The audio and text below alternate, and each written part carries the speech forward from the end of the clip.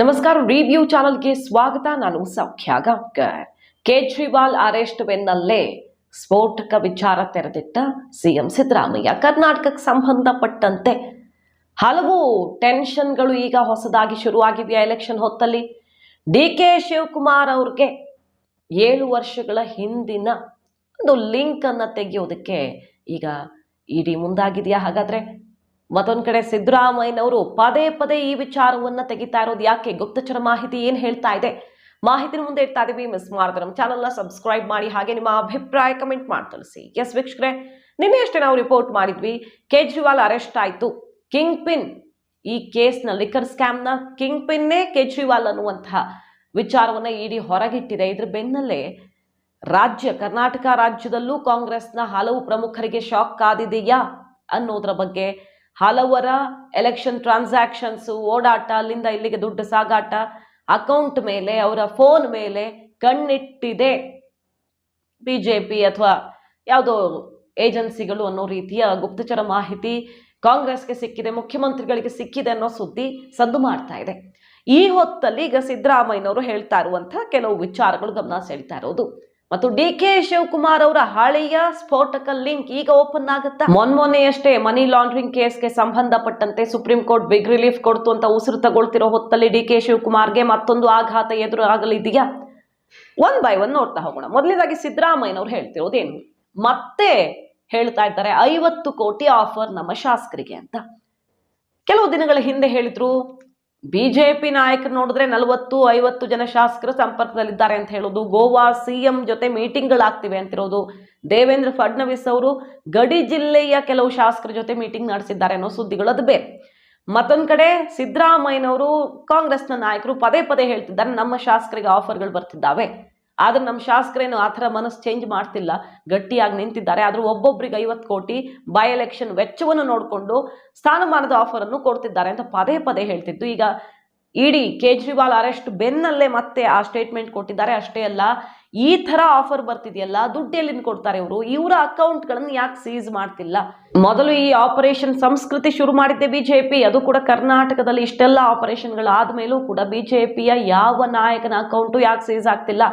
ಕಾಂಗ್ರೆಸ್ನ ಅಕೌಂಟ್ಗಳನ್ನ ಟ್ಯಾಕ್ಸು ಮತ್ತೊಂದು ಕಾರಣ ಕೊಟ್ಟು ಸೀಸ್ ಮಾಡಿ ಕೂರಿಸಿದ್ದೀರಿ. ಹಾಗಾದ್ರೆ ಈ ರೀತಿಯ ಆಫರ್ಗಳು ಬರ್ತಿವೆಯಲ್ಲ, ಆ ದುಡ್ಡು ಎಲ್ಲಿದು ಅಂತ ಕೇಳ್ತಿದ್ದಾರೆ.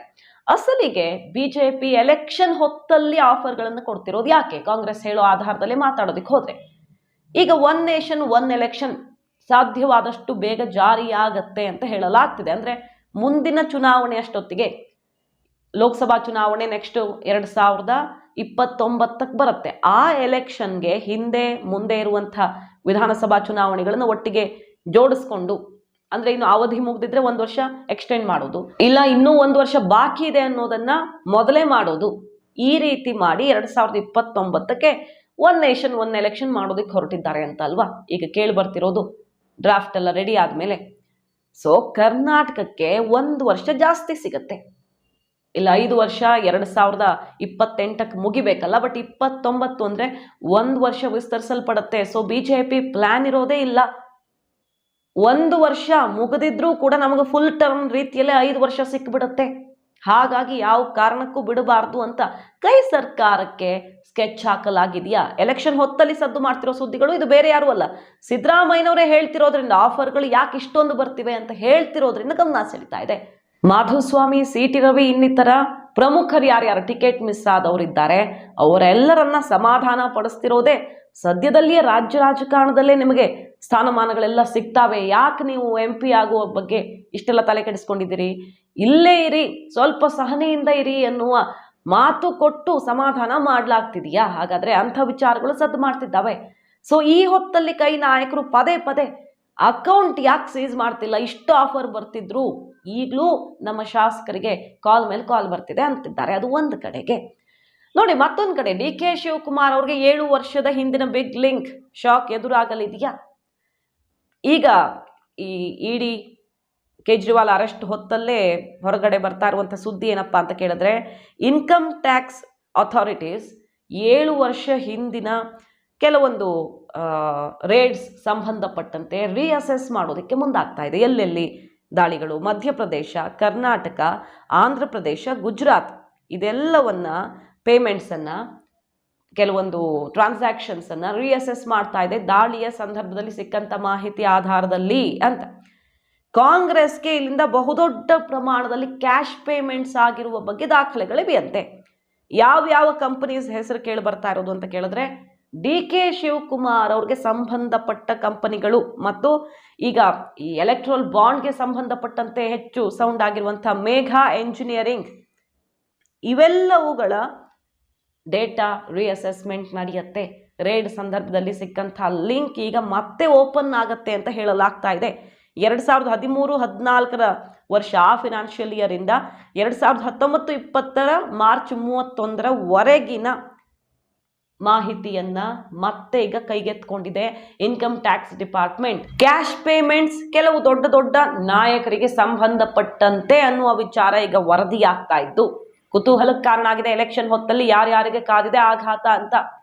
ಮೊನ್ನೆಷ್ಟೇ DK ಶಿವಕುಮಾರ್ ಒಡೆತನದ ಮಾಧ್ಯಮವೊಂದರ ಮೇಲೆ ಬೇರೆ ರಾಜ್ಯದಲ್ಲಿ ಮಾಹಿತಿ ಕಲೆ ಹಾಕೋದು ನೋಟಿಸ್ ಕೊಟ್ಟಿದ್ದೆಲ್ಲ ಸದ್ದಾಯ್ತಲ್ಲ. ಏನೇನು ಮಾಡ್ತಿರೋ ಮಾಡಿ ಅಂತೆಲ್ಲ ಭಾವುಕರಾಗಿ ಮಾತಾಡಿದ್ರು DK ಶಿವಕುಮಾರ್ ಅವರು. ರೆಡಿ, ನಾನು ಜೈಲಿಗೆ ಹೋಗೋಕ್ಕೂ ರೆಡಿ, ನೋಡೇ ಬಿಡೋಣ ಅಂತೆಲ್ಲ. ಅದಾದ್ಮೇಲೆ ಸುಪ್ರೀಂ ಕೋರ್ಟ್ನಿಂದ ಮನಿ ಲಾಂಡ್ರಿಂಗ್ ಕೇಸ್ ರಿಲೀಫ್ ಸಿಕ್ತು. ಅದು ಬಹಳ ದೊಡ್ಡ ಗಳಿಗೆ, ನನ್ನ ಜೀವನದಲ್ಲಿ ದೊಡ್ಡ ಗೆಲುವು ನನಗೆ ಅಂತೆಲ್ಲ ಖುಷಿ ಪಟ್ರು. ಆದ್ರೆ ಈ ಹೊತ್ತಲ್ಲೇ ಹಳೆಯದೊಂದು ಬಿಗ್ ಲಿಂಕ್ ಓಪನ್ ಆಗ್ಲಿಕ್ಕಿದೆಯಾ. ಈಗಾಗಲೇ ಸೋನಿಯಾ, ರಾಹುಲ್ ಖರ್ಗೆ ಸೇರಿದಂತೆ ಕಾಂಗ್ರೆಸ್ನ ಹೈಕಮಾಂಡ್ ನಾಯಕರು ಬಿಜೆಪಿ ಸರ್ಕಾರದ ವಿರುದ್ಧ ವಾಗ್ದಾಳಿ ನಡೆಸ್ತಾ ಇದ್ದಾರೆ. ₹2 ಖರ್ಚು ಮಾಡೋದಕ್ಕೂ ಸಾಧ್ಯವಾಗದ ರೀತಿ ನಮ್ಮ ಅಕೌಂಟ್ಗಳಿಗೆ ಬೀಗ ಹಾಕಿ ಕೂರಿಸಿದ್ದಾರೆ. ಎಲೆಕ್ಷನ್ ಹೊತ್ತಲ್ಲಿ ಇದು ಪ್ರಜಾಪ್ರಭುತ್ವದ ಮಾರಣ ಹೋಮ. ಏನ್ ಮಾಡೋದಿಕ್ಕೆ ಹೊರಟಿದ್ದೀರಿ? ನೀವಿಷ್ಟು ಸಾವಿರ ಕೋಟಿಯನ್ನ ಕೂಡಿಟ್ಕೊಂಡು ನಮಗೆ ಬಂದಿದ್ದು ಬಳಸೋಕಾಗದಂತೆ ಈ ಮಾರ್ಗವನ್ನು ಅನುಸರಿಸ್ತಿರೋದು ಸರಿಯಲ್ಲ ಅಂತ ಗುಡುಕ್ತಿದ್ದಾರೆ. ಈ ಹೊತ್ತಲ್ಲಿ ಕರ್ನಾಟಕಕ್ಕೆ ಸಂಬಂಧಪಟ್ಟಂತೆಯೂ ಮಹತ್ವದ ಬೆಳವಣಿಗೆಗಳು ಆಗೋದಿದೆಯಾ? ಮಾಹಿತಿ ನಿಮ್ಗೆ ಇಷ್ಟ ಆಗಿದ್ರೆ ಮಿಸ್ ಮಾಡಿದ್ರೆ ನಮ್ಮ ಚಾನಲ್ನ ಸಬ್ಸ್ಕ್ರೈಬ್ ಮಾಡಿ, ಹಾಗೆ ನಿಮ್ಮ ಅಭಿಪ್ರಾಯ ಕಮೆಂಟ್ ಮಾಡಿ ತಿಳಿಸಿ. Thank you.